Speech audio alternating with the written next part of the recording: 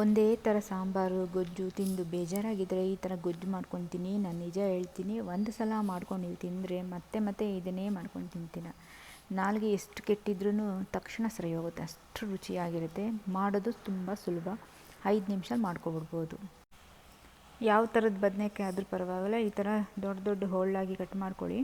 ಇದಕ್ಕೆ 2 ಟೀ ಚಮಚ Kashmiri chilli powder, 1 tea ಚಮಚ ಗರಂ ಮಸಾಲ, 1 ಟೀ ಚಮಚ ಮೆಣಸಿನ ಪುಡಿ, ಕರಿ ಮೆಣಸಿನ ಪುಡಿ, ಪೆಪ್ಪರ್ ಪೌಡರ್.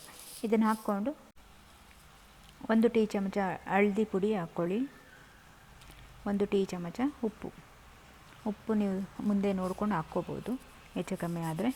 ಇದಿಷ್ಟನ್ನು ಹಾಕ್ಕೊಂಡು ಒಂದು ಸ್ವಲ್ಪ ನೀರು ಹಾಕ್ಕೊಂಡು ಇದನ್ನು ಕಲಸಿ ಇಟ್ಬಿಡಬೇಕು. ಈ ಮಸಾಲೆ ಎಲ್ಲ ಸ್ವಲ್ಪ ಹೀರ್ಕೊಳ್ಳುತ್ತೆ.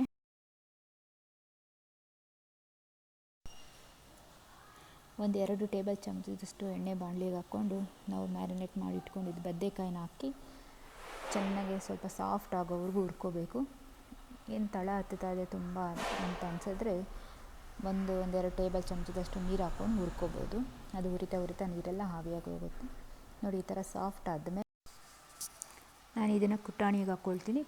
ನಾನು ಕುಟ್ಕೊಳ್ತೀನಿ. ನೀವು ಬೇಕಿದ್ದರೆ ಕಲ್ಲಲ್ಲಿ ಮಸಿಬೋದು, ಇಲ್ಲ ಮಸಿಯ ಕೋಲಲ್ಲಾದರೂ ಮಸ್ಕೋಬೋದು. ಜಾಸ್ತಿ ಟೈಮ್ ಇಲ್ಲ, ತುಂಬ ರುಚಿಯಾಗಿ ತಿನ್ನಬೇಕು ಅಂತ ಅನಿಸಿದ್ರೆ ಇದನ್ನು ಮಾಡ್ಕೊಳ್ಳಿ. ಖಂಡಿತವಾಗ್ಲೂ ನಿಮ್ಗೆ ತುಂಬ ಇಷ್ಟ ಆಗುತ್ತೆ. ಈ ಚಳಿಗಂತೂ ತುಂಬ ಚೆನ್ನಾಗಿರುತ್ತೆ.